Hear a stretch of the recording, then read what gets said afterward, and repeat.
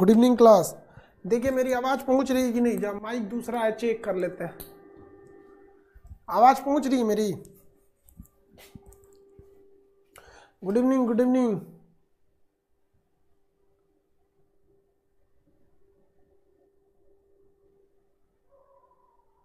चलिए जरा ये वाला माइक लगाते हैं, आप जरा बताइएगा कि इससे जा रहा है या नहीं। ये दूसरा लिए हो, सोच रहा इतना बड़का लग रहा है, भैंस के पगा दे दिया है।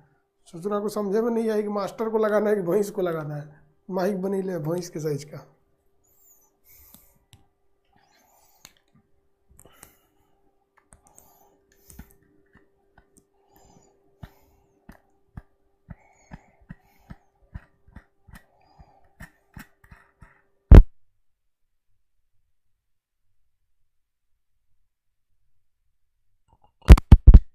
आवाज जा रही है?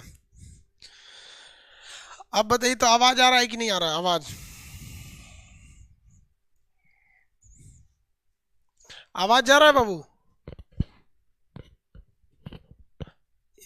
ठीक है, आवाज ठीक है ना?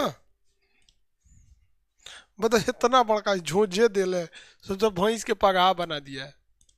इसी से पढ़ाएं कि उससे पढ़ाएं? तो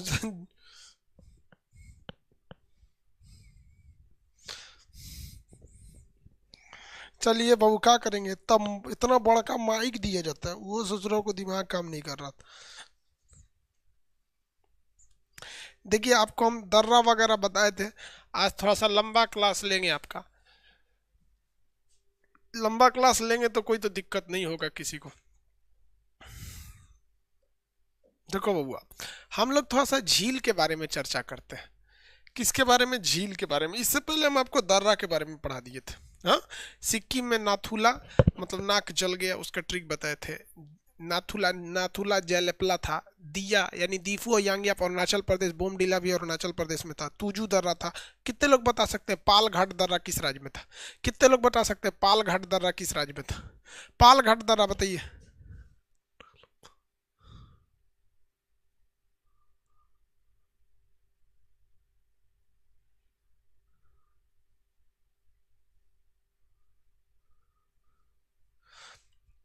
पालघाट, हाँ, केरल तमिलनाडु को जोड़ रहा था। केरल और तमिलनाडु को जोड़ रहा था। अब हम लोग थोड़ा सा झील समझते हैं। देखिए, झील में एक चीज याद रखिएगा, जम्मू कश्मीर में बहुत सारे झील हैं और ये सब के सब मीठा पानी का है। मीठा पानी उसे बोलते हैं, मीठा जल यानी जो पानी साफ होता है जिसे आप आराम से पी सकते हैं, मीठा पानी का ये झील है। जम्मू कश्मीर की झील का एक ट्रिक याद रखिएगा, इसके लास्ट में नाग नागिन जरूर लगा रहेगा। नाग या नागिन लगा रहेगा। जैसे बैरी नाग, शेष नाग, अनंत नाग, कातिश नाल, जितना नाल है, नाग नागिन है, वो सारा का सारा किस में रहेगा? जम्मू कश्मीर में। इस जम्मू कश्मीर में नाग नागिन के अलावे दो तीन ठो और याद रखिएगा।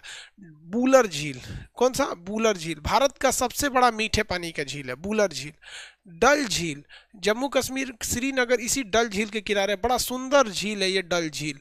डल झील पर क्या होता है, नाव वगैरह चलती है, उसी पे सब्जी वगैरह का मार्केट लगा दिया जाता है डल झील पर। डल झील है कहाँ पर? जम्मू कश्मीर पर है। यहाँ पर डल झील कहाँ पर है? जम्मू कश्मीर पे। कितने लोग बता सकते हैं डिडवाना झील कहाँ है? कितने लोग बता सकते हैं डिडवाना? बैरी नाग वगैरह तो उसी पे होगा, जम्मू कश्मीर में। नागिन झील बताइए तो। डिडवाना राजस्थान में है। अभी उसको रहने दीजिए, राजस्थान में चलेंगे तो बता देंगे।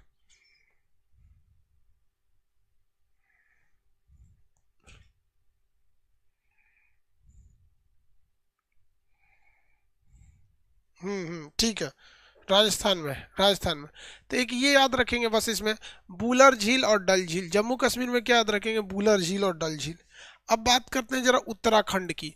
उत्तराखंड में भी आपको झील, डिडवाना राजस्थान में है, सांभर झील भी राजस्थान में है, मानसब्बर झील भी वही है, राजसमंद भी वही है, जैसमंद भी वही है, राजस्थान में। उत्तराखंड, देखिए यूके, उत्तराखंड। उत्तराखंड के झील का नाम में हमेशा ताल लगा रहेगा। क्या लगा रहेगा? ताल। भीमताल, राकसताल, नैनीताल, जितना झील है सब, जिसमें लास्ट में क्या लगा रहता है? ताल लगा रहता है। वो कौन सा झील, वो कहाँ आते हैं? उत्तराखंड में। कौन, कहाँ से जाएंगे? उत्तराखंड में। लेकिन याद रखिएगा, उत्तर प्रदेश में एक झील है जिसका नाम है रामगढ़, रामगढ़ ताल। क्या नाम है? रामगढ़ ताल। कौन सा ताल है? रामगढ़ ताल। तो ये रामगढ़ ताल है। याद रखिएगा, इसको मत मार दीजिएगा ताल सोच के कि यही सर बताए थे कि ताल लगा रहा था तो मार दे उत्तराखंड में। ये रामगढ़ ताल यूपी के गोरखपुर में, यूपी में गोरखपुर में बहुत बड़ा सा झील है। ये तालाब है, झील है, बहुत बड़े आकार का झील है। मतलब इतना बड़ा झील तो बहुत बड़ा होता ही है, उसमें एक गांव बस जाएगा, इतना बड़ा होता है। तो ये राकस, बाकी जितने ताल लगे रहेंगे सब उत्तराखंड भेज दीजिएगा। बस एक यही ताल है जिसमें आपको कहाँ भेज देना है? यूपी में भेज देना है, यूपी में। तो इधर से जम्मू कश्मीर फरियादी है, उत्तराखंड फरियादी है, यूपी फरियादी है। बिहार से भी पूछ सकता है, तो बिहार में भी कौन सा हो सकता है? काबर झील। बिहार में बोले तो काबर झील। बिहार में कौन सा झील है? काबर झील। बेगूसराय में है बिहार का काबर झील, बेगूसराय में है बिहार का काबर झील। तो एक यहाँ में काबर झील याद रखेंगे। सिक्किम में चोलामू झील, सिक्किम में चोलामू झील। सिक्किम में कौन सा है? चोलामू झील, चोलामू। याद रखते चलिए मेरे साथ, सिक्किम में कौन सा है? चोलामू झील। भारत का सबसे ऊंचा झील कौन सा है? चोलामू झील।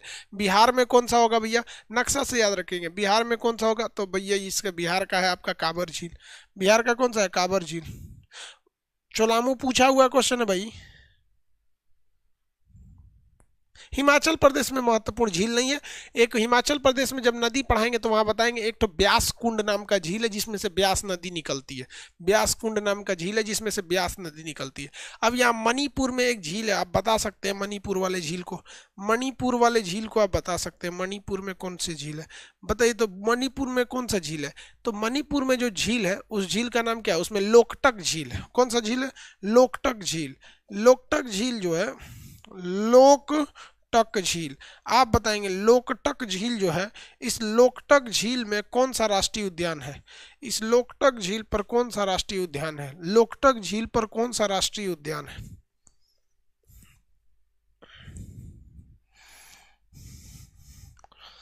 लोकटक झील पर कौन सा राष्ट्रीय उद्यान है?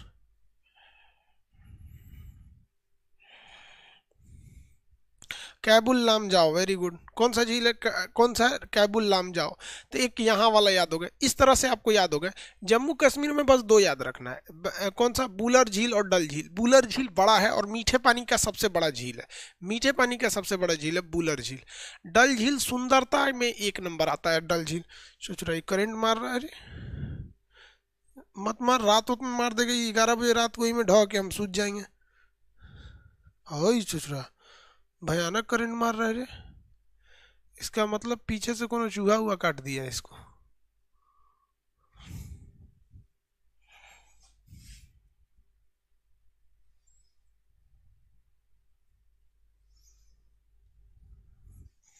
सोच रहा चूहन सबको भी समझ में नहीं आता है। अब ये दवाई लिया के दे दो, मर जाएंगे लोग साले लोग। और नहीं तो इसे मारेंगे लोग तो बढ़िया बढ़िया सामान में काट देगा लोग।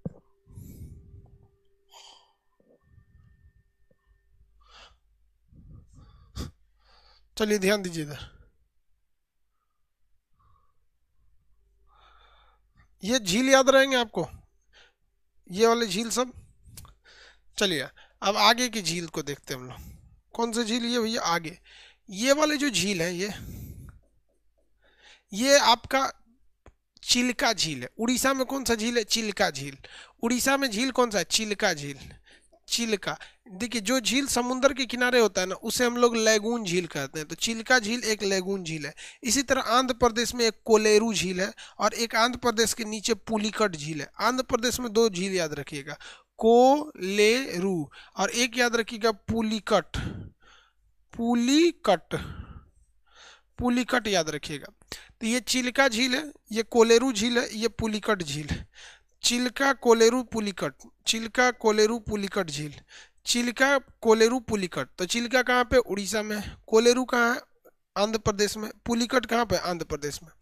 इस पुलिकट झील पर हमारे इसरो का एक लॉन्चिंग स्टेशन है जिसका नाम आपको पता होगा श्रीहरिकोटा। इस झील के बीचों बीच में वो द्वीप है जिसका नाम है श्रीहरिकोटा द्वीप। वहीं से हमारे रॉकेट वगैरह को क्या किए जाते हैं, छोड़े जाते हैं, रॉकेट को छोड़े जाते हैं। केरल में है एक वेम्बनाड झील। केरल में कौन सा, वेम्बनाड झील। ये सबसे लंबा झील है, ये क्वेश्चन पूछा हुआ है। सबसे लंबा झील वेम्बनाड झील, वेम्बनाड। कौन सा झील भैया, वेम्बनाड झील। केरल में सबसे लंबा झील का नाम है वेम्बनाड झील। केरल का सबसे लंबा झील वेम्बनाड झील। अब याद रखिएगा, ह से हैदराबाद, ह से हुसैन सागर और निजाम सागर। ह से हैदराबाद, ह से हुसैन सागर एक मुस्लिम का नाम झलक रहा है, और निजाम सागर ये भी मुस्लिम का नाम झलक रहा है, और हैदर अली से हैदराबाद से थोड़ा थोड़ा झलक रहा है। ये याद रखने के लिए झलका रहे हैं यार, ऐसे कोई मुस्लिम हिंदू से मतलब नहीं है, ये हमारा देश है, इसमें केवल हिंदुस्तानी रहना है। देखो भाई, हिंदुस्तान एक ऐसा देश है ना, इसमें अगर आप किसी धर्म को लेके जाएंगे तो दिक्कत होगा, लेकिन हिंदुस्तान में अगर आप हिंदुस्तानी बन के रहेंगे ना तो आपको कोई दिक्कत नहीं होगा। जहां आप लगेंगे कि नहीं हम हई धर्म अपना ले, हऊ धर्म, दिक्कत होगा यहाँ पे। सबसे बेहतरीन है भैया हिंदुस्तानी बन के रहो, कोई दिक्कत नहीं आएगा, सब तुमको मानेंगे, सब तुम्हारी इज्जत करेंगे। चाहे वो हमारे स्वामी विवेकानंद हो, अटल बिहारी वाजपेयी हो, चाहे एपीजे अब्दुल कलाम हो, राजा राम मोहन राय हो, सब लोग रहता है। तो इसलिए यहाँ पर बस याद रखने के लिए एक ट्रिक बताएं कि हैदराबाद से याद रखेंगे हुसैन सागर और निजाम सागर। अभी हैदराबाद तेलंगाना में चला गया, अभी हैदराबाद कहाँ चला गया, तेलंगाना में। भारत का सबसे लंबा झील कौन सा है, बता सकते हैं, भारत का सबसे लंबा झील, भारत का सबसे लंबा झील हुसैन सागर या हैदराबाद में है तो कहाँ से तुमको आंध्र प्रदेश चल जाएगा वो। केरल का पुली वेम्बनाड झील, केरल का वेम्बनाड झील। इसमें नाव का एक रेस होता है जिसको कहते हैं बालम काली नेहरू ट्रॉफी, बालम काली नेहरू ट्रॉफी। उसमें नौवा वाला इसे रेस लगाते हैं सब वहाँ पे। अब कर्नाटक में कोई खास झील नहीं है, गोवा में कोई खास झील नहीं है। महाराष्ट्र में एक झील है जिसका नाम है लोनार झील। महाराष्ट्र में एक झील है जिसका नाम क्या है, लोनार झील, लोनार झील। कौन सा झील, लोनार झील। महाराष्ट्र की झील का नाम क्या है, लोनार झील।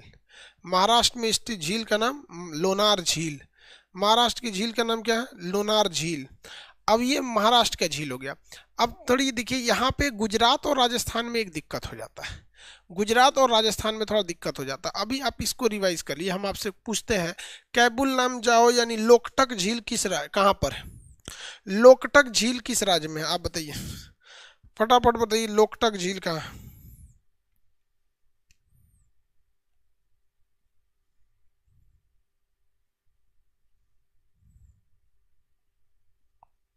हाँ ठीक है, लोकटक झील मणिपुर में। भारत का सबसे ऊंचा झील,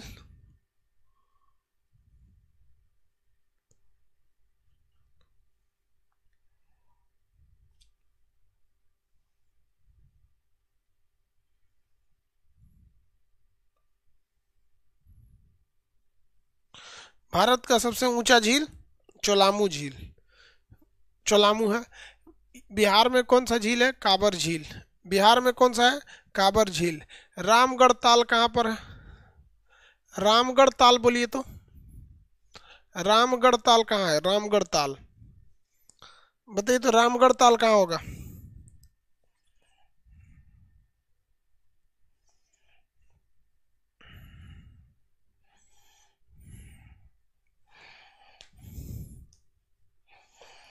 रामगढ़ ताल यूपी में है, very good, Ramgarh Tal UP में। देखिए वेम्बनाड झील केरल में है, इसी के पास एक अष्टमुडी झील है। वेम्बनाड झील के पास ही एक कौन झील है, अष्टमुडी झील। वेम्बनाड झील के पास एक झील का नाम क्या है, अष्टमुडी झील। कहाँ पर है, वेम्बनाड के पास है। और आपको पता होगा कि यहीं पर एक और छोटा सा झील है जिसका नाम है पेरियार झील, जिसके नाम पर पेरियार राष्ट्रीय परियोजना भी है। तो पेरियार, अष्टमुडी और वेम्बनाड, ये तीनों कहाँ पर है, केरल में है। पेरियार, अष्टमुडी और वेम्बनाड, पेरियार, अष्टमुडी और वेम्बनाड। लोनार झील ये उल्का पिंड अंतरिक्ष से गिरा था जिस वजह से ये बन गया। तो उल्का पिंड के से होने वाला गड्ढा को हम लोग कहते हैं क्रेटर। उल्का पिंड के गिरे गड्ढा से हम लोग क्या कहते हैं, क्रेटर। तो ये क्रेटर झील है। कौन सा झील है, क्रेटर झील है। और यहाँ पर अष्टमुडी हो गया। अब बच गया भैया राजस्थान। तो देखो भैया राजस्थान में कुछ कुछ याद रखना। पहला पिछौला झील, पिछौला झील, पिछौला झील। उसके बाद राजसमंद, राजसमंद, जैसमंद, राजसमंद, देखिए जिसमें समंद लगा रहेगा, समंद, मंद, ये राजस्थान में। जैसमंद, राजसमंद, ये कहाँ पे है? राजस्थान में। डिडवाना, कौन सा? डिडवाना, डिडवाना झील राजस्थान में है। तो ये दो चार ठो याद रखिएगा, पिछौला, राजसमंद, जैसमंद, डिडवाना, पिछौला झील, डिडवाना झील, पिछौला झील, डिडवाना झील, राष्ट्रमंद, राजसमंद, जैसमंद, राष्ट्रमंद, जैसमंद। और आप सांभर तो सबको याद होगा भैया, राजस्थान का सांभर झील सबको याद होगा। सांभर झील किस लिए फेमस है? सांभर झील किस लिए फेमस है, बता सकते हैं? सांभर झील किसके लिए फेमस है? नमक के लिए। सांभर झील किसके लिए फेमस है? नमक के लिए। राजसमंद कहाँ है? राजस्थान में। सांभर झील राजस्थान में। फतेह सागर राजस्थान में। मानसबल, मानसबल तो जम्मू कश्मीर में हो जाएगा। फतेह सागर कहाँ पे है? राजस्थान में। फतेह सागर राजस्थान में, फतेह सागर राजस्थान में। देखिए आपको कोई भी चीज़ जल्दी याद नहीं होता है, तो इसके लिए कोई ट्रिक याद रखिएगा। राजस्थान के लोग को ना जीत बहुत प्यारी थी। जीत को क्या कहते हैं? फतेह बोलते हैं, फतेह। चाहे वो राणा प्रताप हो, चाहे वो उदय सिंह हो, या राणा कुंभा हो, या पृथ्वीराज चौहान हो, ये राजस्थान के बहुत पराक्रमी पराक्रमी योद्धा थे ये लोग। तो इन लोग को फतह चाहिए थी। क्या चाहिए थे? फतह। क्या राजस्थान के राजाओं को धन दौलत पैसा चाहिए था? नहीं, उन्हें फतह चाहिए थी, फतह, जीत चाहिए थी। तो फतह सागर राजस्थान, फतह सागर राजस्थान। पिछौला झील, अंग्रेज यहाँ पे बड़े बड़े मुगल भी आके पिछड़ जाते थे, तो यहाँ से क्या याद रखें? फतेह सागर, पिछौला झील। राजा यहाँ पे बहुत ज़्यादा मिले हैं। आप किस राज्य में सबसे ज़्यादा राजा मिलेंगे? राजस्थान में। तो इसलिए राजा से याद रखें राजसमंद। और राजाओं की हमेशा जय होती है, विजय होती है, तो जयसमंद। क्या होगी? जयसमंद। तो कैसे याद रखेंगे भैया इसको? यहाँ पर फतह सागर, पिछौला झील, राजसमंद, जयसमंद और सांभर सबको याद रहता है। सांभर और डिडवाना इसे याद रखेंगे, सांभर झील और डिडवाना झील, सांभर झील और डिडवाना झील, सांभर झील और डिडवाना झील। हो गया? लंबा में भैया ये वाला है, लंबा वाला बेम्बनाड झील है, लंबा वाला बेम्बनाड झील। जो कि जम्मू कश्मीर में एक और याद रखें, मानसब्बल झील। देखिए जम्मू कश्मीर में कौन सा याद रखेंगे? मानसब्बल झील। जम्मू कश्मीर में एक तो और याद रखेंगे, कौन सा? मानसब्बल झील। जम्मू कश्मीर का एक और झील याद रखेंगे, मानसब्बल झील, मानसब्बल झील। अब एक बात बताइए, मानसब्बल झील किस लिए, कैसे याद रखेंगे? जम्मू कश्मीर से हमें ना 1 रुपया मिलता है, न दिक्कत होता है, लेकिन जम्मू कश्मीर हमारे मान सम्मान की लड़ाई है। जम्मू कश्मीर हमारी नाक की लड़ाई है, मान सम्मान की लड़ाई है। तो मान सब्बल, मान सब्बल झील। जम्मू कश्मीर की लड़ाई हमारे लिए कैसे है? मान सम्मान की लड़ाई, मान सम्मान की। लेकिन वहाँ नाग और नागिन बहुत बैठे हैं सब, वहाँ नाग नागिन बैठे हैं सब, बैरी नाग, शेष नाग, अनंत नाग, ये डिडवाना झील, सांभर और डिडवाना। देखिए वहाँ पे फतह चाहिए थी, इसलिए फतह सागर। क्या थी? फतह चाहिए थी, फतह सागर।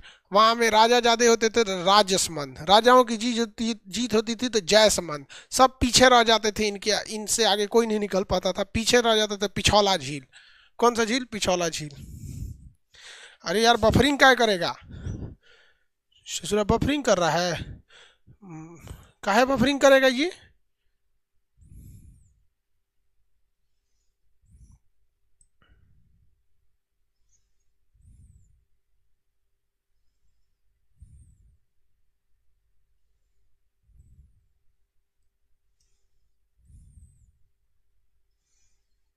अरे यार ठीक है।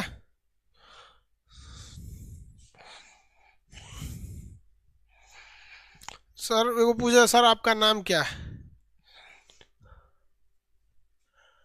क्या करेगा वो नाम जान के? ये याद रखो ना, ये सब काम आएगा। महाराष्ट्र में क्रेटर निर्मित झील कौन सा है?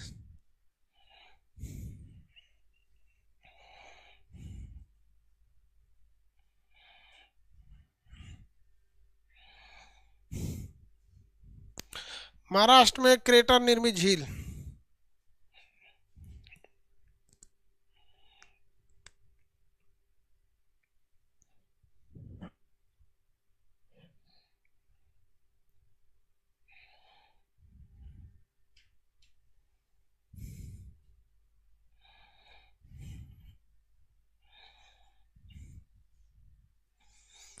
झील सब समझ में आ गया।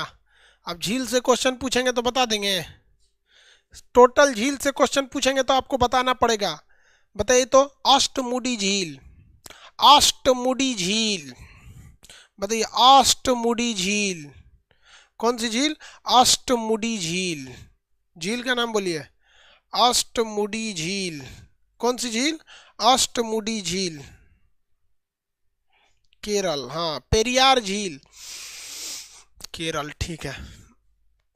आप बताइए तो, रामगढ़ ताल, रामगढ़ ताल,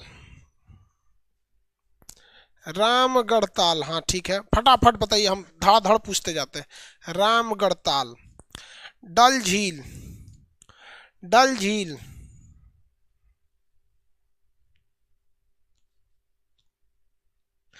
अब बताइए नौकुचिया ताल, नौकुचिया ताल, नौकुचिया ताल झील कहाँ होगा? नौकुचिया ताल, नौकुचिया ताल,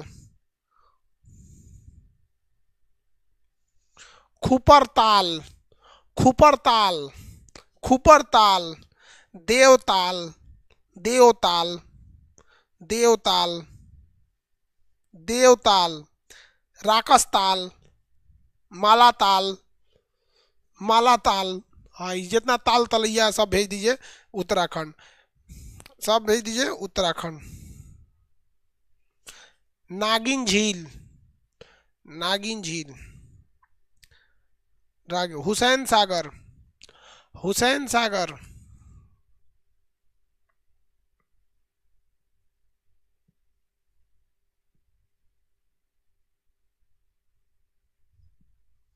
हाँ हुसैन सागर पूछ रहे हैं।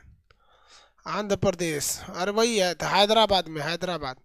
निजाम सागर वही आंध्र तेलंगाना है, और वहाँ पे कोलेरू और पुलिकट झील, कोलेरू और पुलिकट झील।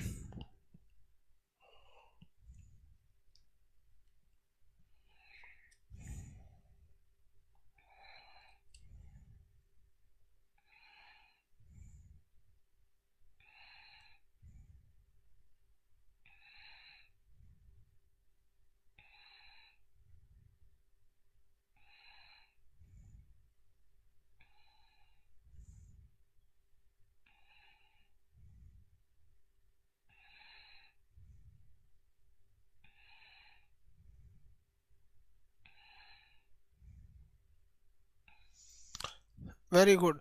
केरल के तीनों झील के नाम बताइए, केरल के तीनों झील के नाम।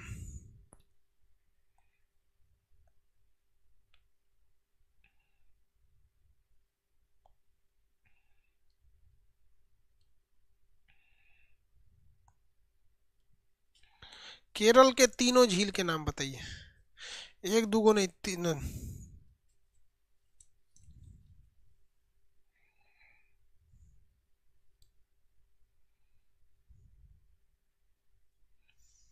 तीनों के नाम, हाँ तीनों, तीनों ठीक है, ठीक है। पेरियार, अष्टमुडी और पश्च सागर, पेरियार हो गया।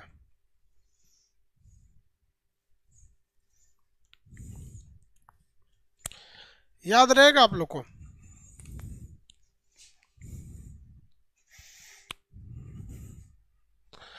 याद रहेगा ना?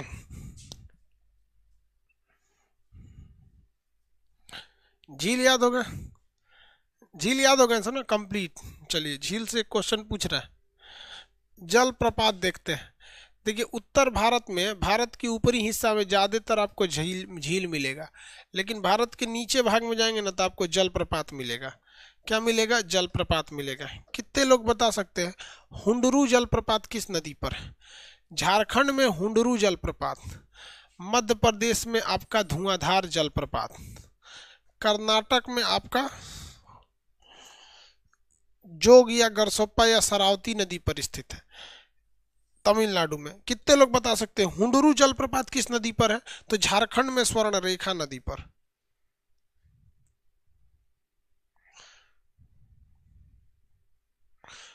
हुंडरू जलप्रपात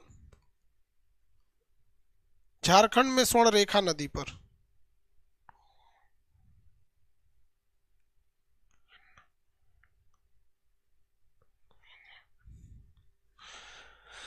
झारखंड में स्वर्णरेखा नदी पर, किस पे याद रखेंगे, झारखंड में स्वर्णरेखा नदी पर। हुंडरू जलप्रपात झारखंड में स्वर्णरेखा नदी पर। यह है आपका मध्य प्रदेश का नर्मदा नदी। धुआंधार यन्ना, धुआंधार और यन्ना, धुआंधार और यन्ना, धुआंधार तथा यन्ना। शरावती नदी पर, शरावती नदी पर जोग या गरसोप्पा या महात्मा गांधी, शरावती नदी पे जोग गरसोप्पा या महात्मा गांधी, शरावती नदी पे जोग गरसोप्पा या महात्मा गांधी जलप्रपात, शरावती नदी पे जोग गरसोप्पा या महात्मा गांधी जलप्रपात। कावेरी नदी पर शिव समुद्रम, कावेरी नदी पर शिव समुद्रम। इतना अगर याद है ना तो आपको एग्जाम से दिक्कत ज्यादा नहीं होगा। इंद्रावती जलप्रपात कहाँ पर है, कितने लोग बता सकते हैं इंद्रावती जलप्रपात कहाँ पर है? चित्रकूट जलप्रपात कहाँ है, इंद्रावती नहीं चित्रकूट, ले ससुरा उल्टा बोल दी, चित्रकूट जलप्रपात इंद्रावती नदी उत्तर छत्तीसगढ़ में, चित्रकूट जलप्रपात छत्तीसगढ़ में, चित्रकूट छत्तीसगढ़ में, चित्रकूट जलप्रपात छत्तीसगढ़ में। बस आपको यही याद रखना है। पहला बोलिए तो धुआंधार, ये हुंडरू, हुंडरू जलप्रपात।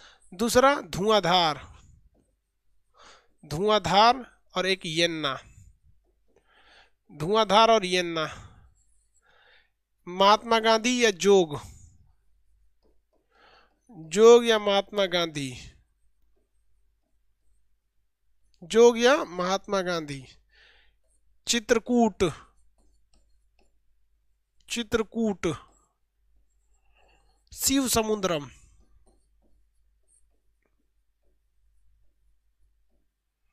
शिव समुद्रम। आप बताइए चित्रकूट जलप्रपात छत्तीसगढ़, चित्रकूट वाला छत्तीसगढ़, ठीक है। शिव समुद्रम बताइए आप, शिव समुद्रम जलप्रपात कावेरी नदी, शिव समुद्रम जलप्रपात कावेरी नदी। चित्रकूट वाला छत्तीसगढ़ है। जोग या गरसोप्पा शरावती नदी, शरावती नदी। धुआंधार जलप्रपात नर्मदा नदी, धुआंधार जलप्रपात नर्मदा नदी।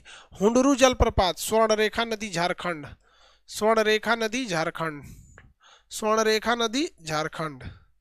हुंडरू जलप्रपात स्वर्णरेखा नदी झारखंड, स्वर्णरेखा नदी झारखंड, झारखंड। ये जलप्रपात याद रखेंगे, इससे क्वेश्चन रेयर पूछते हैं, सब मेन नहीं पूछते हैं, ठीक है। याद रहेगा आप लोगों को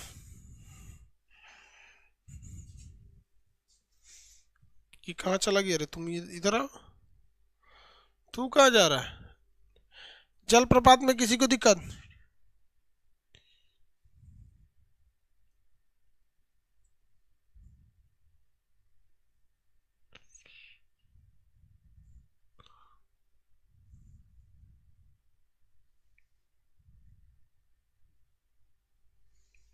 आगे देखते हैं हम लोग। शिव समुद्रम जलप्रपात बताएंगे। शिव समुद्रम जलप्रपात कावेरी नदी, शिव समुद्रम जलप्रपात कावेरी नदी। चित्रकूट जलप्रपात, चित्रकूट इंद्रावती छत्तीसगढ़ में। जोग गरसोप्पा शरावती नदी, ये कहाँ पर है भैया? कर्नाटक में। धुआंधार जलप्रपात और यन्ना नर्मदा नदी मध्य प्रदेश। हुंडरू जलप्रपात स्वर्णरेखा नदी, स्वर्णरेखा नदी कहाँ पर है? झारखंड में। स्वर्णरेखा नदी झारखंड में, स्वर्णरेखा झारखंड। अब नदियों के बारे में देखिए, जलप्रपात को 4 बार देखेंगे याद हो जाएगा। नदियों के बारे में देखते हैं। नदियों से क्वेश्चन पूछ रहा है कि बड़े कौन नदी कहाँ से निकल रही है, नदियों से ससुरा क्वेश्चन पूछ रहा है। किससे पूछ रहा है ससुरा? नदियन से क्वेश्चन पूछ रहा है। इनसे शुरू नदियन से क्वेश्चन पूछेगा तो नदियों से बताएंगे। देखिए, भारत में, उत्तर भारत में 3 प्रमुख नदी है, गंगा, एक तो सिंधु, गंगा और ब्रह्मपुत्र। कुछ ऐसी नदियां हैं जो इधर उधर से घूम के सिंधु में मिल जाती हैं, इसलिए इन्हें सिंधु नदी तंत्र कहते हैं। कुछ ऐसी नदियां हैं जो इधर उधर से घूम के लास्टली गंगा में मिल जाती है, इसलिए इसे गंगा नदी तंत्र कहते हैं। और कुछ ऐसी नदियां हैं जो इधर उधर से घूम के ब्रह्मपुत्र में आके मिल जाती है, इसलिए इसे ब्रह्मपुत्र नदी तंत्र कहते हैं। तो मेनली हिंदुस्तान में, उत्तर भारत में 3 सिस्टम काम करते हैं। एक गंगा का सिस्टम है, एक सिंधु का सिस्टम है और एक ब्रह्मपुत्र का सिस्टम है। उत्तर भारत में ये 3 नदियों के मेन सिस्टम है।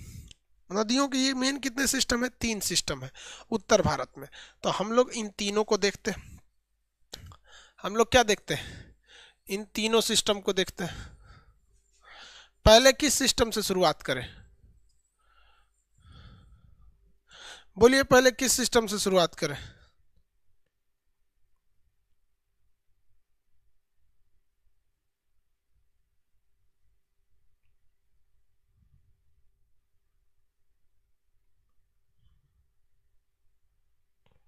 सिंधु से? सिंधु से? तो चलिए हम सिंधु से ही स्टार्ट करते हैं। कैसे स्टार्ट करते हैं? सिंधु से। देखिए, सिंधु जलप्रपात जो है आपका, वो सिंधु नदी वो निकलती चाइना से। कहाँ से निकलती? चाइना से। चाइना से निकलती सिंधु नदी और पाकिस्तान में चली जाती। कहाँ चली जाती? पाकिस्तान में, सिंधु नदी। अब इसकी लंबाई चौड़ाई नहीं पूछेगा आपसे, सीधा पूछेगा सिंधु नदी कहाँ से निकलती है, तो मानसरोवर झील से। कहाँ से? मानसरोवर झील से। मानसरोवर झील से। अब इसमें याद क्या रखना है आपको, इसमें कौन कौन सी इसकी सहायक नदियां हैं, कौन कौन सी इसकी सहायक नदियां हैं, तो याद रखिएगा कौन कौन सी सहायक नदियां हैं। जिंदगी भर आपको झेलना पड़ेगा। क्या करना पड़ेगा? झेलना पड़ेगा। जिंदगी भर आपको झेलना है। कब? अगर आपने चरस खा लिया तो। चरस एक प्रकार का नशा है जो जहर का काम करता है, तो ये झेलना पड़ेगा। अगर आपने जिन चरस नाम का विष खा लिया तब, तो झेलना से हो जाएगा झेलम, च से हो जाएगा चिनाब, र से हो जाएगा रावी, स से हो जाएगा सतलज, बीस से हो जाएगा ब्यास। झेलम चिनाब रावी सतलज ब्यास। झेलम चिनाब रावी सतलज ब्यास। झेलम चिनाब रावी सतलज ब्यास। झेलम चिनाब रावी सतलज ब्यास। झेलम चिनाब रावी सतलज ब्यास। ये किसकी नदियां हैं? सिंधु की सहायक नदियां हैं। सिंधु की सहायक नदियां हैं। तो देखिए, ये झेलम नदी है, यहाँ झेलम नदी। और झेलम नदी से भी बड़ी नदी है आपकी चिनाब नदी। कौन सी नदी? चिनाब नदी। झेलम चिनाब, देखिए झेलम चिनाब रावी नदी उसके बाद आएगी, रावी नदी। सारी नदियां इसमें मिल जाएगी। सतलज नदी, सतलज नदी भी भारत से नहीं निकलती है, ये भी निकलती है इसी से, और जाके किस में मिलती है? चिनाब में मिलती है। ब्यास नदी जो है इसमें जाके मिल जाती है। यानी देखिए, सिंधु में क्या हो रहा है कि मेन जो नदी है वो सिंधु नदी है, और इस सिंधु नदी में एक ही आके मिलती है, वो कौन सी? सतलज नदी आके मिलती है, सॉरी चिनाब नदी आके मिलती है। कौन सी नदी मिलेगी? चिनाब नदी आके मिलेगी।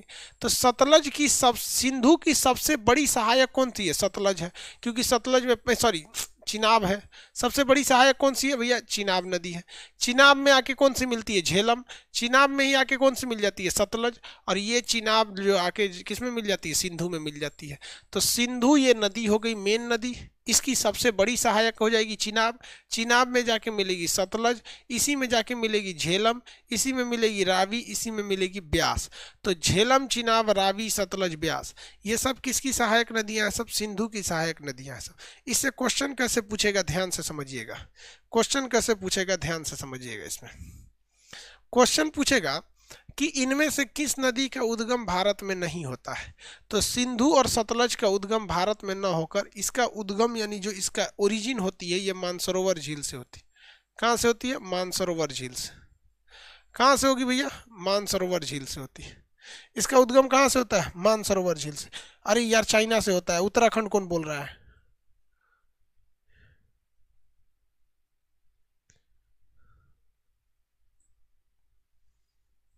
अरे यार भैया, बताते हैं, सब बताते हैं। 2 मिनट अस्थिर रखिए ना। सोचो हमको,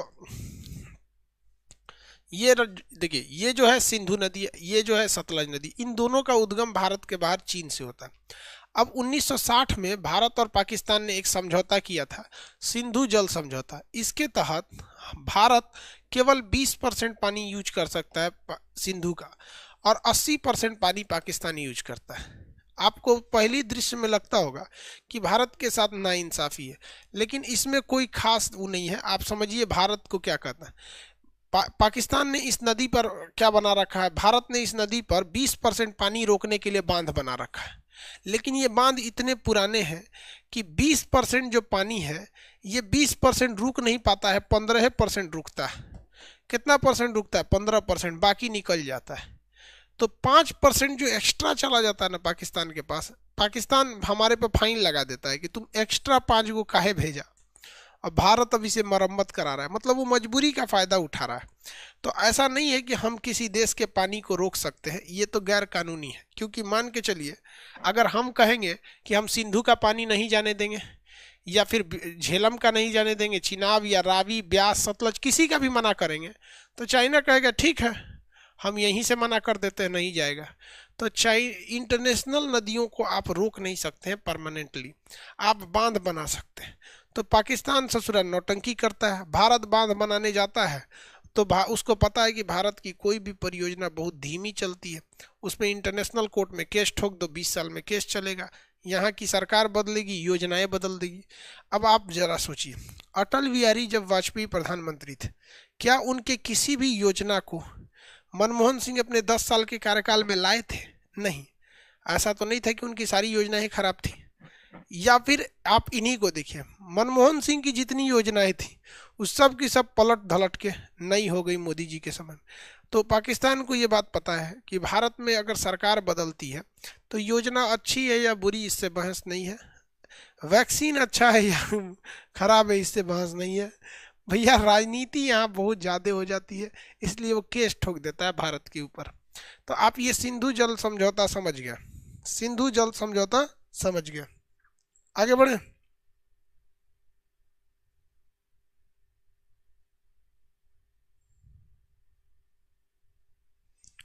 चलिए आगे देखते हैं। ये वाला हो गया भैया आपका कौन सा, सिंधु जल समझौता। अब इसमें कुछ पूछता है आपसे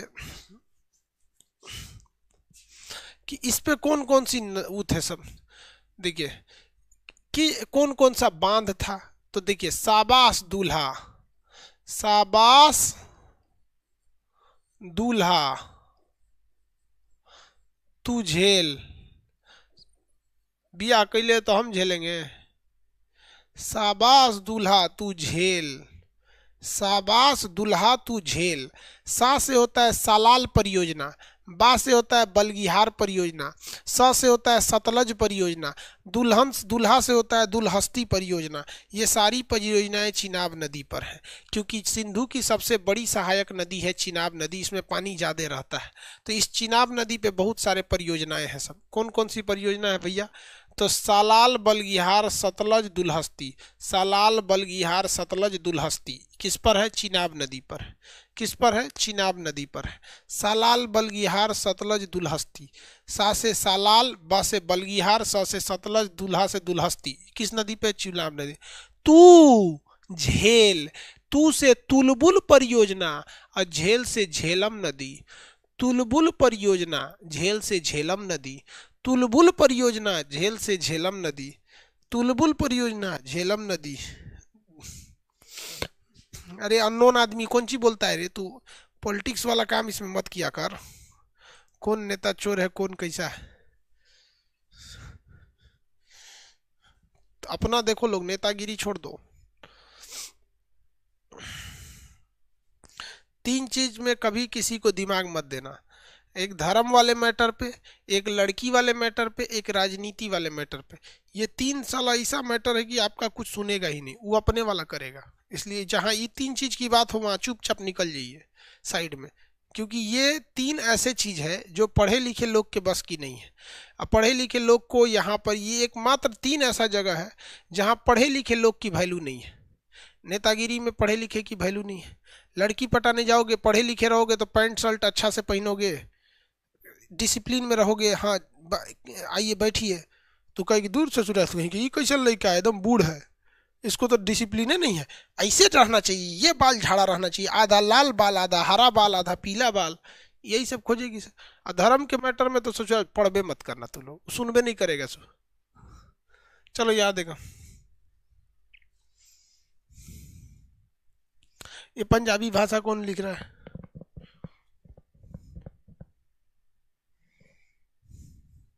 चलिए देखिए बबुआ, यहाँ समझिए, शाबाश दूल्हा तू झेल, इसे शॉर्टकट में आप अपने कलम कॉपी से कहीं लिख लेंगे। सालाल परियोजना, बलगिहार परियोजना, सतलज परियोजना, दुल्हस्ती परियोजना, ये सारी परियोजना सिंधु की सबसे बड़ी सहायक चिनाब नदी पर है।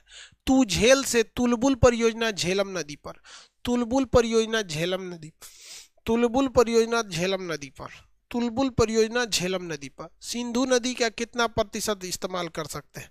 तो हम 20%। सिंधु नदी पहाड़ों को जहाँ काटती है, वहाँ दो पहाड़ों को काट के जब निकलती है तो उसे कहते हैं सिंधु गार्ज। पहाड़ों के बीच जब कटाव ज्यादा हो जाता है तो उसे गार्ज कहते हैं। सतलज जब चीरते हुए निकलती है तो उसे कहते हैं सतलज गार्ज। तो ऐसा थोड़ी ना होगा किसी घोंचू लड़का ने ये क्वेश्चन गलत कर देगा कि एग्जाम में पूछेगा कि सतलज गार्ज कौन बनाता है, तो बोल देगा गंगा नदी। अरे भैया, सतलज गार्ज सतलजे बनाएगा? हाँ, अरे ऐसा कोई क्वेश्चन थोड़ी ना गलत कर देगा कि सिंधु गार्ज कौन बनाती है, तो मार देंगे कि आप यमुना नदी। ऐसा थोड़ी होता है यार। अब कोई कहेगा खान सर की पत्नी से शादी कौन किया था, तो कौन दूसर का नाम ले लोगे आप, हम ही किए होंगे? बेवकूफ, ऐसा ऐसा क्वेश्चन थोड़े ना गलत करेंगे आप लोग। ये तो खुद ही बोल देगा एग्जाम में।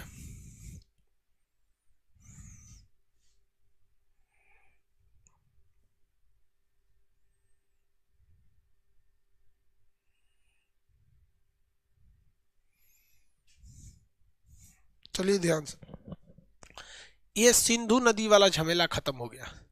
कौन सा झमेला खत्म हो गया? सिंधु नदी।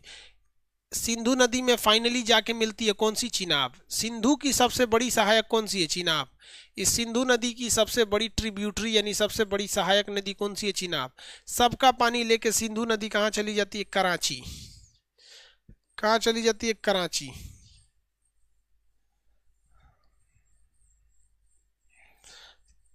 कहाँ चली गई? कराची में। और कहाँ गिर जाती है? अरब सागर में। गिर गई अरब सागर में। कहाँ गिर गई?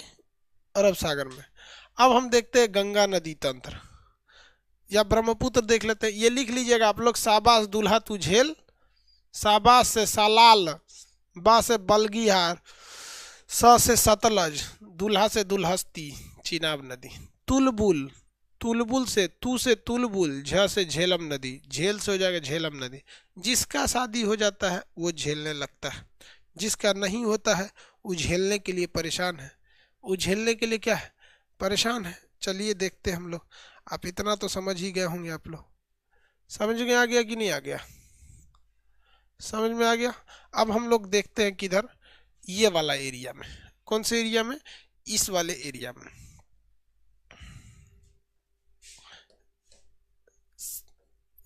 गंगा तंत्र बाद में, पहले ब्रह्मपुत्र तंत्र पढ़ लेते हैं। पहले छोटका छोटका पढ़ के निपटा देते हैं, उसके बाद ब्रह्मपुत्र तो पढ़ना ही है, गंगा तंत्र।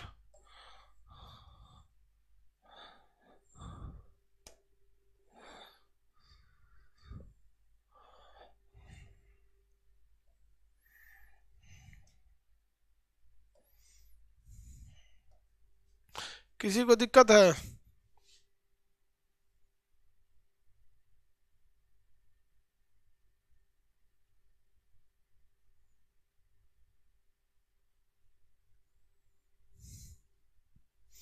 ट्रिक का फुल फॉर्म फिर से देखो भैया, ट्रिक का फुल फॉर्म लिख देते हैं। शाबाश नहीं कहते हैं, चाबास चाबास दूल्हा, दूल्हा तू झेल, तू झेल, शाबाश दूल्हा तू झेल। इसका फुल फॉर्म क्या होगा? देखिए, सा से क्या होता है? सालाल।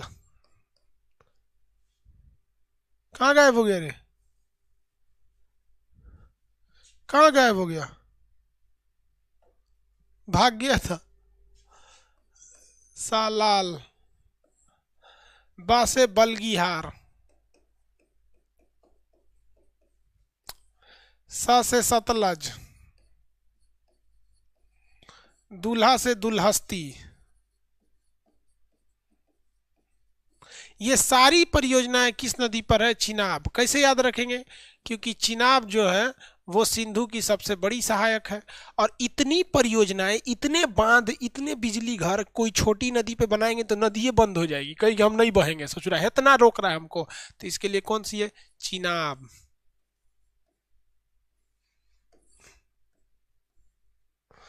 चिनाब,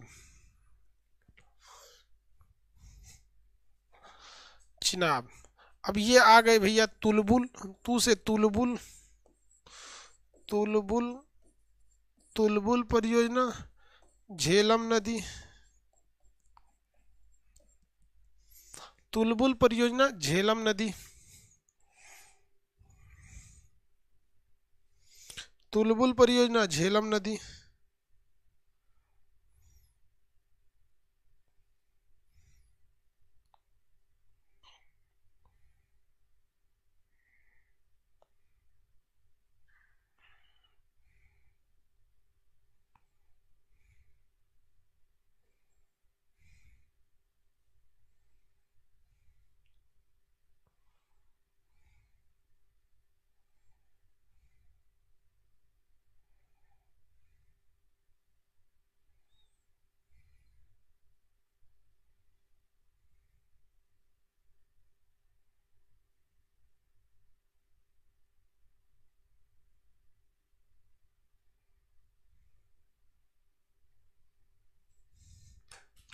हो गया, लिख लिए भाई।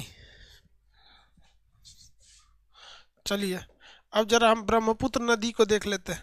हालांकि बचपन में आपको नदियों को पढ़ाया गया होगा तो बताया गया होगा कि नदी एक स्त्रीलिंग है, मतलब नदी से स्त्री होने का पता चलता है। लेकिन कुछ ऐसी नदियां हैं जिनका नाम पुल्लिंग की तरह होता है, जैसे ब्रह्मपुत्र, नाम में क्या पुत्र है, कृष्णा। कृष्णा भी तो स्त्रीलिंग हो ही नहीं सकता, कृष्ण भगवान से पढ़ा है कृष्णा नदी। तो वो कुछ ऐसी नदियां होती हैं जो नाम जिनका पुल्लिंग की तरह होता है। बचपन में हम लोग को हिंदी के मैडम पढ़ाया करती थी, हिंदी बाउंस कर जाता था यार क्या पढ़ा रही है। और उसमें एक तो संस्कृत का व्याकरण होता था, पठती पठत पठावा, पठत पठत पठंती। यार ये तो हमको समझ में नहीं आया आज तक। बहुत टफ होता है। हालांकि मैट्रिक के एग्जाम जब था तो डर के मारे पूरा याद कर लिए थे, लेकिन समझ में तो आज तक नहीं आया। बहुत टफ है यार। खैर आप लोग को आता होगा, शायद हमारा ही आईक्यू कमजोर है इस मैटर पे, हिंदी संस्कृत के मैटर पे। आगे देखिए, ये वाला जो चीज है, ये है आपका कौन सा झील, ये झील जो है राका नहीं, मानसरोवर झील है। ये मानसरोवर झील से नदी निकलती है, इस झील का नाम है ब्रह्मपुत्र नदी। ब्रह्मपुत्र नदी मानसरोवर झील से, और ये ब्रह्मपुत्र नदी असम में चली जाती है, बंगाल में गिर जाती है। ब्रह्मपुत्र नदी से कई क्वेश्चन आते हैं, इसके कई नाम हैं। ब्रह्मपुत्र नदी को सांगपो भी कहते हैं, सांगपो। इसी ब्रह्मपुत्र नदी को हम लोग क्या कहते हैं, इस ब्रह्मपुत्र नदी का एक और नाम है, सांगबो के अलावे एक और नाम है, उसे क्या कहते हैं भैया, तो प्योंगयोंग कहते हैं। इसी को हम लोग क्या कहते हैं, दिहांग कहते हैं। लेकिन आपसे बस यही पूछेगा तिब्बत में इसे क्या कहते हैं, सांगपो, इतना ही याद रखिएगा।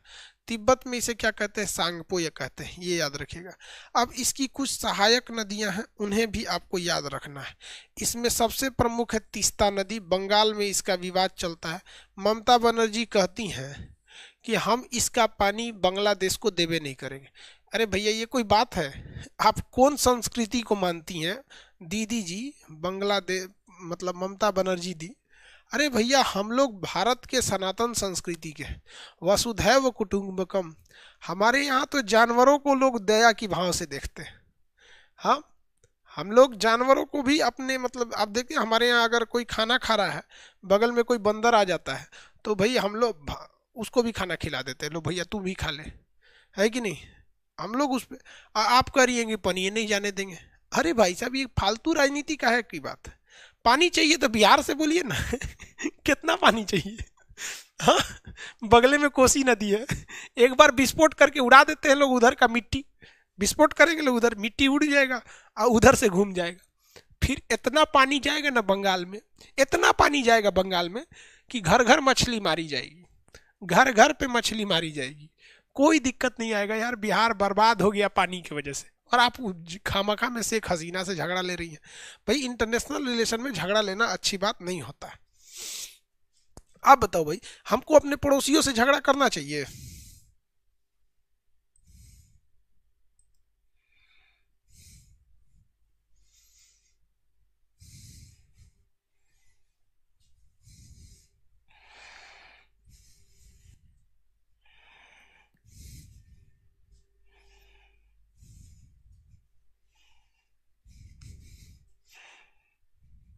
नहीं करना चाहिए। देखिए एक चीज हमेशा याद रखिएगा, आप लोग जीवन में हमेशा काम आएगा कि आप अपने दोस्त बदल सकते हो, पड़ोसी कभी नहीं बदल सकते हो, इसलिए कभी दोस्त से मन मुटाव हो जाएगा, उसे प्यार से मना लेंगे।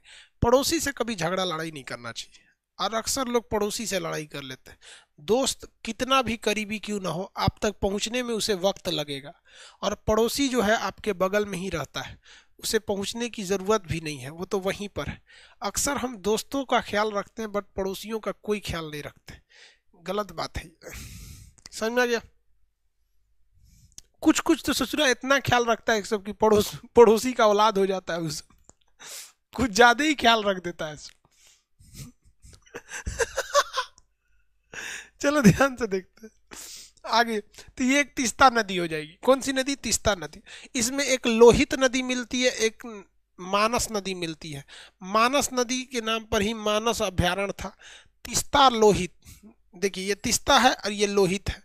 लोहित, लोहित किसकी सहायक है? ब्रह्मपुत्र की। लोहित किसकी सहायक है? ब्रह्मपुत्र की। ये कौन सी है भैया? तो ये है भैया हमारी मानस नदी। ये तीस्ता नदी है। तीस्ता नदी कहाँ से निकलती है भैया? सिक्किम के पास से निकलती है। कहाँ से? तो यहाँ एक जगह है दार्जिलिंग। देखिए किसी किसी फेमस नदियों का उद्गम पूछेगा, किसी किसी फेमस नदियों का उद्गम पूछेगा, तो कौन से जगह पे? दार्जिलिंग वाला। कौन सा? दार्जिलिंग वाले पे। कौन से वाला पूछेगा? दार्जिलिंग वाले पे पूछेगा। किस पे पूछेगा? दार्जिलिंग वालों पे पूछेगा कि कहाँ से निकलती है भैया? दार्जिलिंग से निकलती है। कहाँ से? दार्जिलिंग से निकलती है, दार्जिलिंग से। और किस में जाके मिल जाती है? ब्रह्मपुत्रा में मिल जाती है। किस में जाके मिल जाएगी? ब्रह्मपुत्रा में। ब्रह्मपुत्रा का बहुत बड़ा ड्रेनेज नहीं है, बट अकेले ब्रह्मपुत्रा में इतना पानी रहता है, इतना पानी रहता है कि भारत में सबसे बड़ी यानी पानी की मात्रा में ब्रह्मपुत्र है। लंबाई के मैटर पे गंगा से बड़ी कोई नदी भारत में नहीं है, लेकिन अगर पानी की बात करेंगे तो सबसे ज्यादा पानी यही है ब्रह्मपुत्र नदी के पास। सबसे ज्यादा पानी कौन रखा है? ब्रह्मपुत्र नदी। सर्वाधिक पानी ब्रह्मपुत्र नदी। किसी को दिक्कत? ब्रह्मपुत्र कहाँ से निकलती है? मानसरोवर झील से। चीन में इसे क्या कहते हैं? सांगपो कहते हैं। भारत में ब्रह्मपुत्र कहते हैं। पश्चिम बंगाल में इस बांग्लादेश के लोग इसको जमुना कहते हैं। क्या कहते हैं? जमुना। यमुना नहीं, जमुना।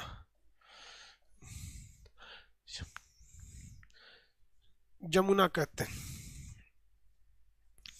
क्या कहते हैं? जमुना कहते हैं।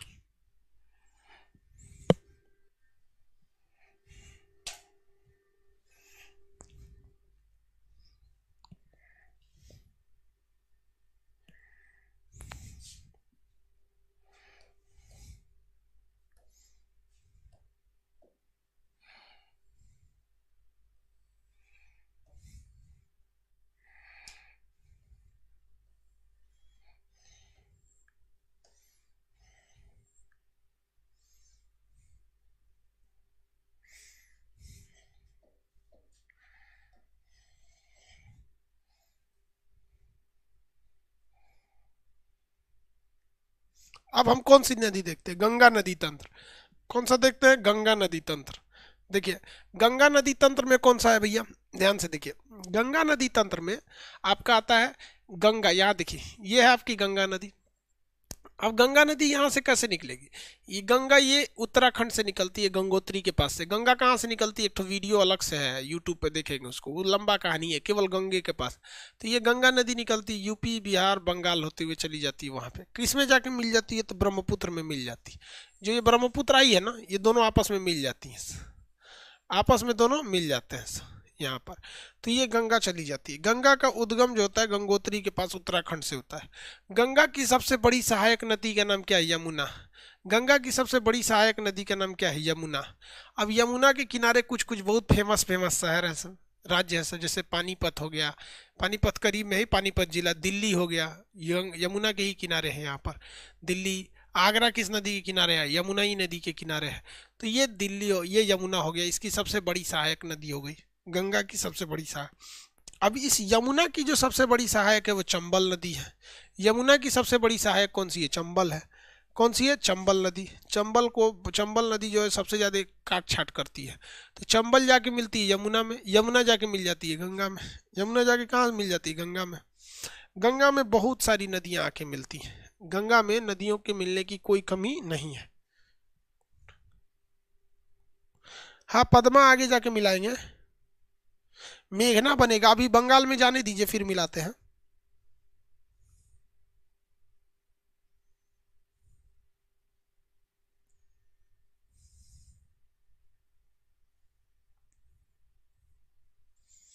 पच्चीस सौ पच्चीस किलोमीटर है, गंगा की लंबाई कितनी है? 2525 किलोमीटर। 25 25 याद रखिएगा, गंगा की लंबाई 2525 किलोमीटर। गंगा की लंबाई 2525 किलोमीटर।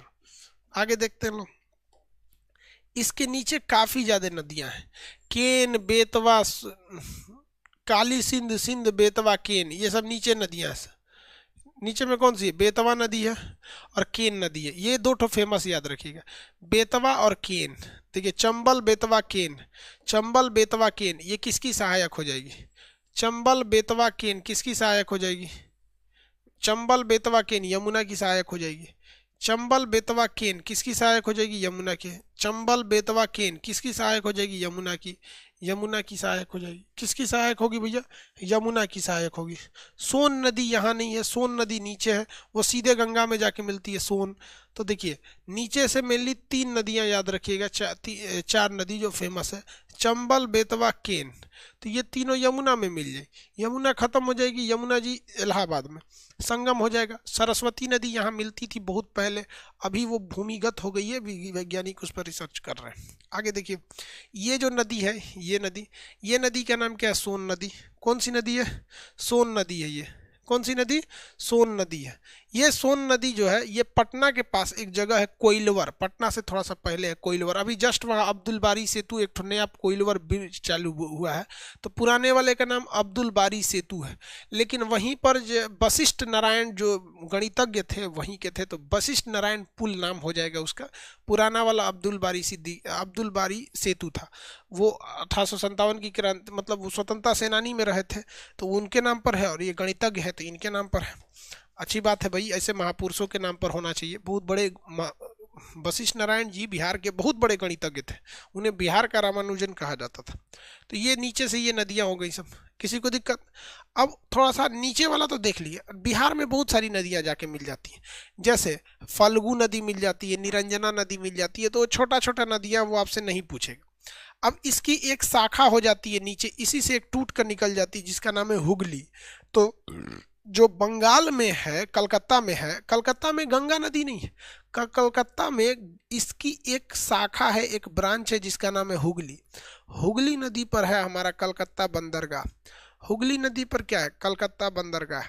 हुगली नदी पर कलकत्ता बंदरगाह। बंगाल में जो आपकी ये नदी है गंगा नदी, वो बहुत ज़्यादा नहीं है, थोड़ी सी है, 20-22 किलोमीटर है, लगभग 50 किलोमीटर बंगाल में पड़ेगी। इतने दूरिया को बंगाली लोग भागीरथी कहते हैं। क्या कहते हैं? भागीरथी कहते हैं। हालांकि शास्त्रों में गंगा का कई बार जिक्र भागीरथी के रूप में आया है। आप बाहुबली में भी देखेंगे, देखिए गाना भी है उसमें, देख भागीरथी खुद तेरे गोद में चले आए, ऐसे करके एक श्लोक है, शंकर जी का बहुत बड़ा भजन है महाकाल का। तो भागीरथी, हालांकि उत्तराखंड के लोग भी इसे भागीरथी ही कहते हैं, भागीरथी, ठीक है, भागीरथी। हालांकि पौराणिक कथाओं में बहुत बड़ी कहानी है इसकी, एक लंबी कथा है इन नदियों के बारे में। तो चलिए हम लोग आगे बढ़ते हैं। तो ये इसकी एक शाखा हो गई हुगली नदी। कौन सी नदी? हुगली नदी। कौन नदी? हुगली नदी। अब हुगली तो इसकी एक शाखा हो गई। अब ऊपर में देखिए 3-4 नदियों के बारे में ऊपर से थोड़ी सी चर्चा कर लेते हैं। ऊपर में एक नदी आएगी राम गंगा नदी, राम जी की गंगा, राम गंगा नदी हो जाएगी। ऊपर से एक नदी आएगी घाघरा नदी, जिसे हम लोग सरयू कहते हैं।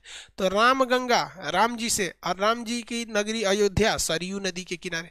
सरयू नदी ही घाघरा है, सरयू नदी घाघरा है। अयोध्या से पहले उसे सरयू कहते हैं, आगे उसको घाघरा कहते हैं, आगे उसे क्या कहते हैं? घाघरा के नाम से जानते हैं। कौन सी नदी है? घाघरा। बट घाघरा तो भैया यहाँ खत्म नहीं होगी, वो तो भैया बिहार तक आएगी घाघरा। तो देखिए ध्यान से, ये राम गंगा नदी, उसके बाद गोमती नदी, राम गंगा गोमती, और गोमती के बाद घाघरा, जिसे हम सरयू कहेंगे, गोमती के बाद घाघरा। तो उत्तराखंड से निकलती है राम गंगा नदी, उत्तराखंड से निकलेगी रामगंगा नदी, उसके बाद गोमती नदी, रामगंगा, गोमती, सरयू नदी। सरयू को आगे जाती है तो इसको घाघरा कहते हैं, बिहार के छपरा में आके गंगा से मिल जाती है। तो यहाँ पे ये 3 ठो याद रखेंगे। ये कौन सी है भैया? ये नदी जो है ऊपर वाली, ये आपकी नदी है, ये आपकी रामगंगा, ये गोमती, ये सरयू, इसी को हम कहते हैं घाघरा। सरयू इसको क्या कहेंगे? घाघरा कहेंगे। कहाँ से निकलती है भैया? तो ये नेपाल से निकलते हैं सब। लेकिन ये तो दोनों नेपाल से निकलेंगे।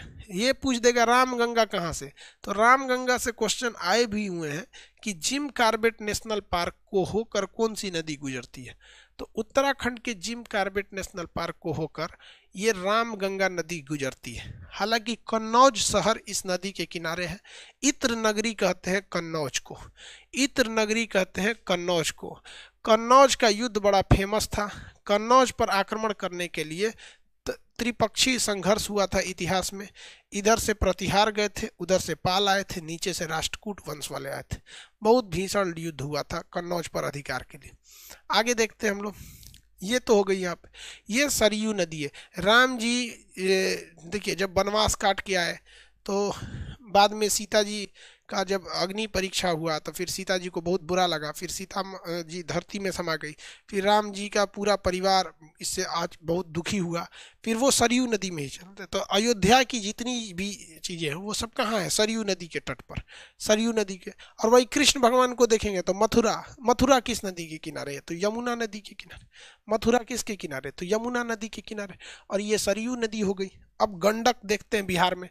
बिहार में 2 सबसे खतरनाक नदी भाई साहब, एक इस साइड से आती है नेपाल से गंडक, और एक उस साइड से आती है भैया। गंडक के बाद उस साइड में आपकी कोसी।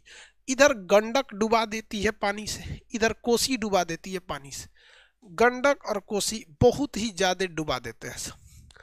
गंडक नदी और कोसी नदी पूरी तरह से डुबा देते हैं। गंडक एंड कोसी, गंडक और कोसी, गंडक और कोसी। बिहार का शोक, बिहार का दोष, बिहार का शत्रु, बिहार का सौरव ऑफ बिहार, बिहार में दुख का कारण, ये सब ये कोसी नदी है।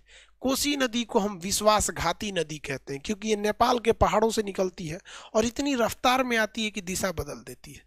तो ये हो गई आपकी कोसी नदी। और ये गंडक नदी, गंडक नदी। ये गंडक और कोसी कहाँ से निकलती है? उत्तराखंड से। गंडक और कोसी कहाँ से निकलेगी? उत्तराखंड से। कोसी में पूछेगा नेपाल, उत्तराखंड कह रहे हैं, नेपाल से पूछेगा कोसी में कि कोसी को नेपाल में लोग क्या कहते हैं? तो सप्त कोसी, क्योंकि वहाँ 7 नदियों से मिलकर बनी होती है। गंगा को बंगाल में क्या कहते हैं? भागीरथी। उत्तराखंड में क्या कहेंगे? भागीरथी। अब हम आपको नदियों को पूछते हैं, आप बताइए कौन सी नदी है? ये बोलिए तो बबुआ, ये कौन सी नदी है? ये कौन सी नदी है? ये कौन सी नदी है? कौन सी नदी है ये?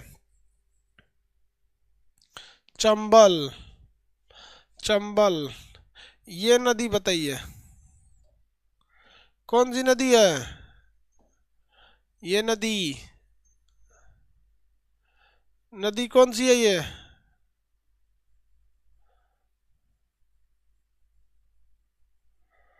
सोन नदी। ये नदी बोलिए।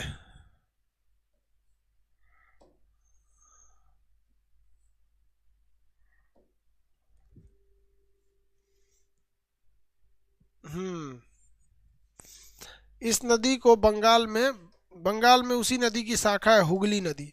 अब जब यहाँ से गंगा नदी बांग्लादेश में प्रवेश करती है तो बांग्लादेश के लोग इसे पद्मा कहते हैं। बांग्लादेश के लोग इसे क्या कहते हैं? पद्मा कहते हैं।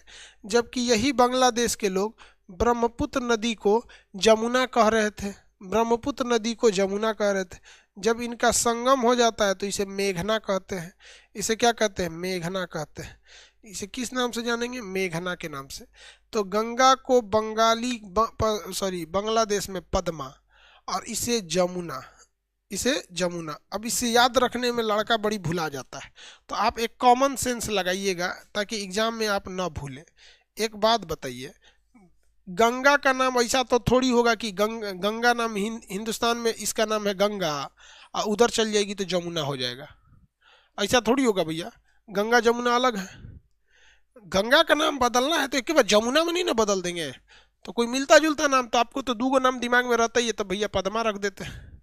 अब बच गया ब्रह्मपुत्र, तो ब्रह्मपुत्र का नाम जमुना के साथ जोड़ सकते हैं, हो गया। तो एक दिमाग में थोड़ा सा, दिमाग में इसको ध्यान से रखिएगा, किसी को तो कोई दिक्कत ही नहीं।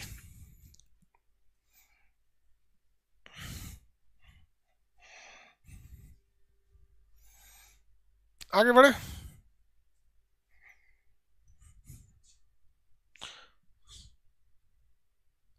सोन नदी मध्य प्रदेश से आती है, हाँ, मध्य प्रदेश के अमरकंटक से आती है, मध्य प्रदेश के पास अमरकंटक से आती है। मध्य प्रदेश के पास एक जगह है अमरकंटक। कौन सा जगह है? अमरकंटक। अमरकंटक से आती है मेनली। कहाँ से? अमरकंटक से। तो ये हो गई गंगा की हिस्सा। अब आपसे हम पूछते हैं, कितने लोग ये बता सकते हैं कि ये चंबल हो गई, केन हो गई, बेतवा हो गई या सोन नदी हो गई, ये किस पहाड़ी से निकलते हैं?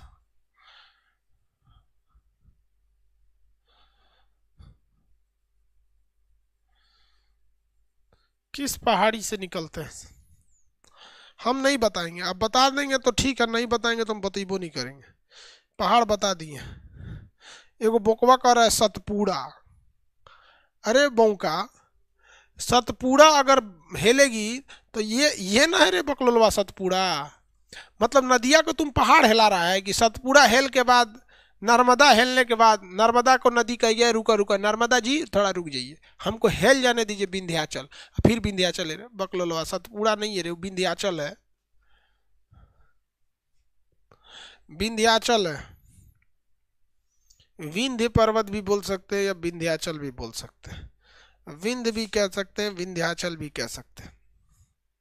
अब देखिए, गंगोत्री से निकलती है गंगा, यमुनोत्री से निकलती है यमुना।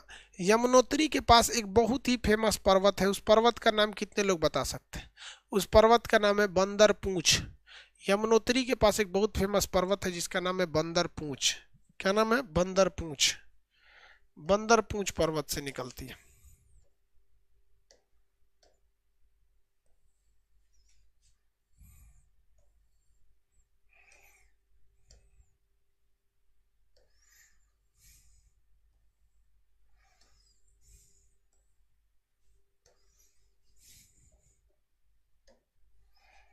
चलिए ध्यान दीजिए, अब हम लोग प्रायद्वीपीय नदियों को देखते हैं।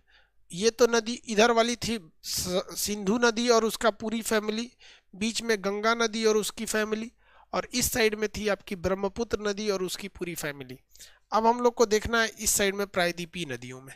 तो ये यहाँ से याद रखेंगे, ये बड़ी महत्वपूर्ण जगह है अमरकंटक। यहाँ से सोन नदी ऊपर चली जाएगी, नर्मदा नदी इधर आ जाएगी और महानदी उधर चली जाएगी। तो ये हो गई महानदी और ये हो गई सोन नदी और ये हो गई हमारी नर्मदा नदी।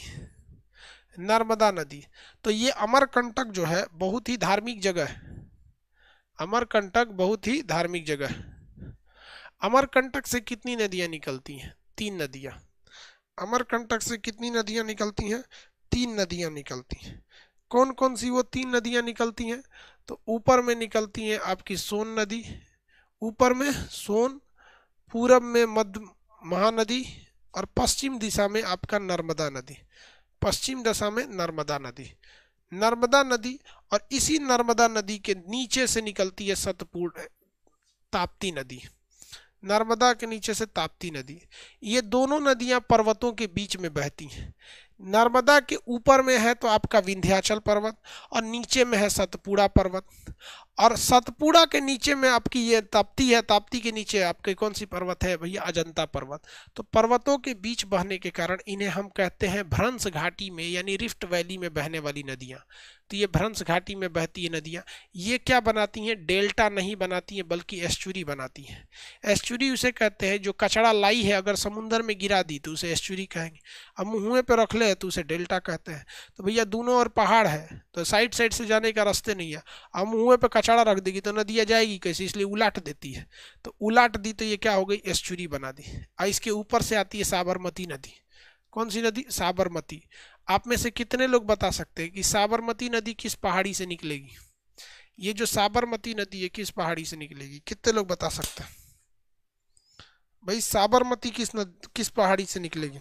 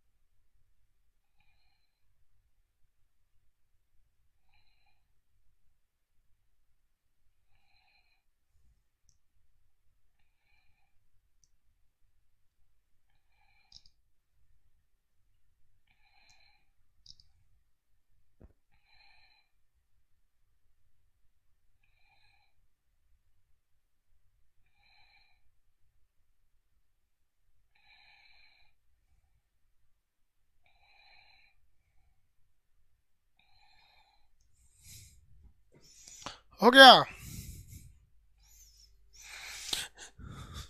सबका सही है। अरावली, अरावली, अरावली। अब इधर से देखते हैं भैया, ये वाली जो नदी है ये गोदावरी नदी है। कौन सी नदी? गोदावरी नदी। भाई साहब ये थोड़ा सा कचरा जमीन पे रख देती है और थोड़ा सा कचरा समुद्र में गिरा देती है, इसलिए ये डेल्टा भी बनाती है। ये जो जमीन पे कचरा रख दी वो डेल्टा, और जो अपने साथ ये नदियां जो अवसाद को लेकर आई हैं, जो कचरा अवशेष जो छांट छांट के मिट्टी काट के लेके आई हैं, इन कटी हुई मिट्टी को जब हम आगे फेंक देते हैं तो ये बना देती है डेल्टा। अब ये नदी इतनी पुरानी है कि इतना बड़ा ये एस्चुरी बनाती है कि भारत का सबसे बड़ा एस्चुरी यही बना देती है। इसे हम बूढ़ी गंगा कहते हैं, वृद्ध गंगा। बूढ़ी गंगा या वृद्ध गंगा, बूढ़ी गंगा कहते हैं या फिर क्या कहते हैं? वृद्ध गंगा कहते हैं। बूढ़ी गंगा या फिर वृद्ध गंगा के नाम से जानते हैं। आगे बढ़ जाए, बूढ़ी गंगा या फिर वृद्ध गंगा के नाम से इसे जाना जाता है। इसे दक्षिणी गंगा कहते हैं क्योंकि गंगा के जस्ट दक्षिण में इसे काफी पवित्र नदी माना जाता है, तो इसे दक्षिणी गंगा या फिर बूढ़ी गंगा कहते हैं। दक्षिणी गंगा या बूढ़ी गंगा के नाम से जानते हैं। ठीक इसके नीचे बहती है कृष्णा नदी, महाराष्ट्र से ही निकलती है। कौन सी नदी? कृष्णा नदी। ठीक इसके नीचे कौन सी निकलती? कृष्णा नदी। ये है आपका कृष्णा नदी और ये है गोदावरी नदी। इन दोनों के बीच की जगह को हम कहते हैं केजी बेसिन, जो गैस और पेट्रोलियम के लिए बहुत ज्यादा महत्वपूर्ण है। KG basin. कौन सा? KG basin. किसके लिए? KG basin. कौन सा जगह भैया? KG basin. तो ये आपका हो गया, यहाँ ध्यान दीजिए, ये हो गया आपका केजी बेसिन से। गोदावरी के से हो जाएगा कृष्णा। तो कृष्णा एवं गोदावरी के बीच में जो जगह है उसे हम क्या कहते हैं? केजी बेसिन कहते हैं। क्या कहेंगे? केजी बेसिन के नाम से जानते हैं। कृष्णा एवं गोदावरी के बीच की जगह को हम केजी बेसिन के नाम से जानते हैं।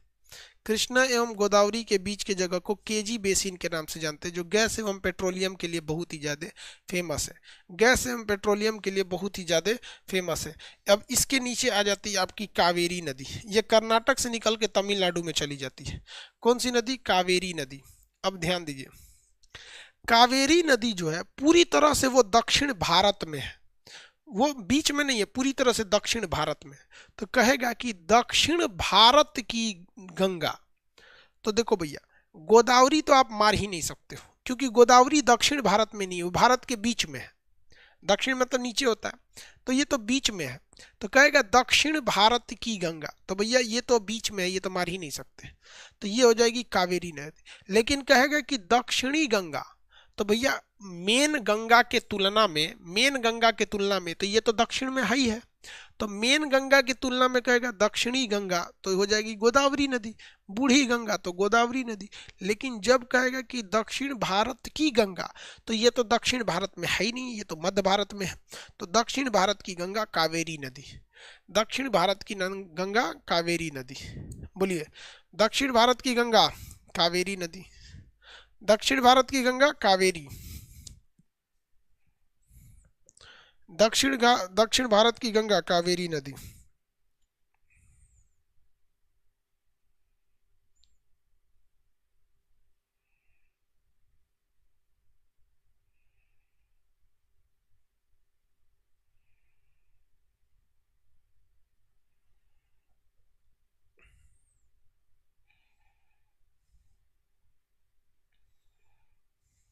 हो गया?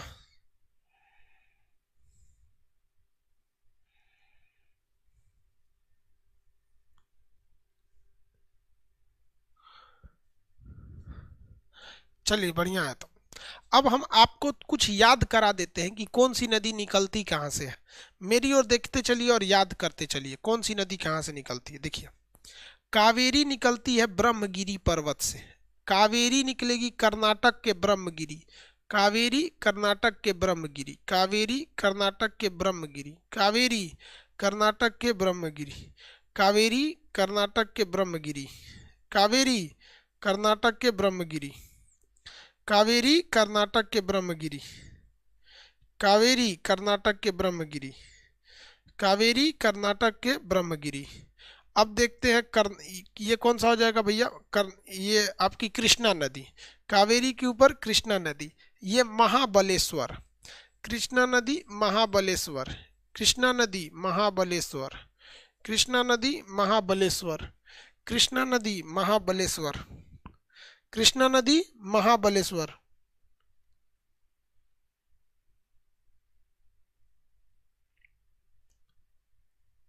कृष्णा नदी महाबलेश्वर, महाबलेश्वर। गोदावरी नदी नासिक, गोदावरी नदी नासिक, गोदावरी नदी नासिक, गोदावरी नासिक, गोदावरी नासिक, गोदावरी नदी नासिक, गोदावरी नदी नासिक।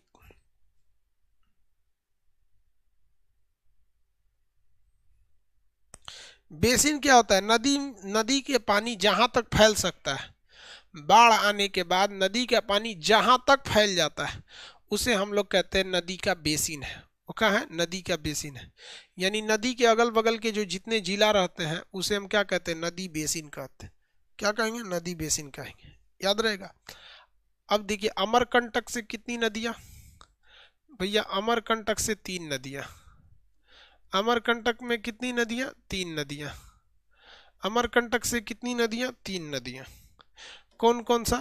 भाई साहब देखिए, ये है नर्मदा, ये है आपकी सोन, और ये है आपकी महानदी।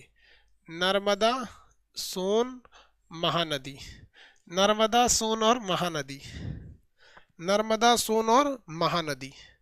नर्मदा, सोन और महानदी। नर्मदा, सोन और महानदी। नर्मदा, सोन और महानदी।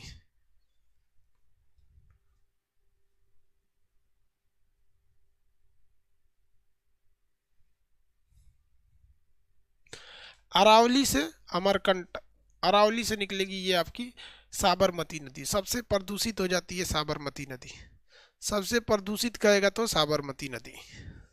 सबसे प्रदूषित कहेगा तो साबरमती नदी। सबसे प्रदूषित साबरमती नदी। महात्मा गांधी, अरे साबरमती के वो तो हो गया। आगे बढ़े।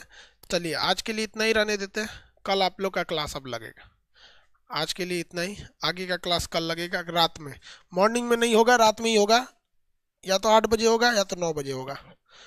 नोटिफिकेशन भेज देंगे।